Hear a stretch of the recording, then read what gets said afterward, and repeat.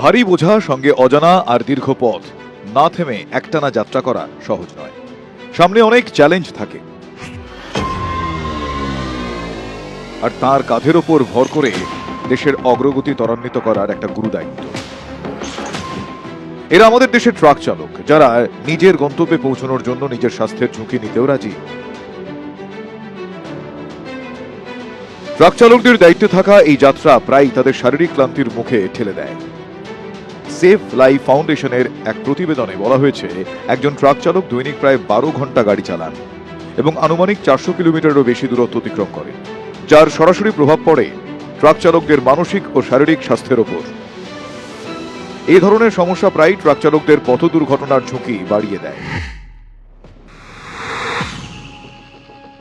Save life ফাউন্ডেশনের একটি সমীক্ষা অনুযায়ী দেশের প্রায় 49% ট্রাক চালক ক্লান্তি অথবা ঘুম থাকা সত্ত্বেও তারা দীর্ঘ সময় জেগে থাকেন এবং দূরপাল্লার যাত্রা নির্ধারণ করেন। 500 किलोमीटर 600 किलोमीटर चलाता हूँ। सफ़र लंबा हो तो वैसे चलाता हूँ। बहुत ज़्यादा सेहत बेकार होता है।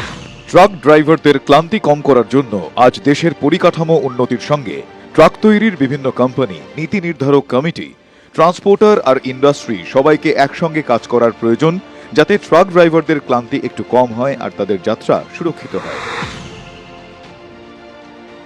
আজকের দিনে ট্রাকে আরামদায়ক সিট, এনবিএইচ ক্যাবিনের মতো অত্যাধুনিক প্রযুক্তি ব্যবহার করা জরুরি, যা চালকদের যাত্রাপথে সুবিধা প্রদান করবে। এছাড়া চালকদের ক্লান্তি কমাতে ও যাত্রাপথ সুরক্ষিত করতে টিল্ট এবং টেলিস্কোপিং স্টিয়ারিং, এএমটির মতো আধুনিক প্রযুক্তি ট্রাকে থাকাটা অত্যন্ত প্রয়োজনীয়, যাতে ট্রাক ড্রাইভারদের ক্লান্তি একটু কম হয় আর তাদের যাত্রা সুরক্ষিত হয়।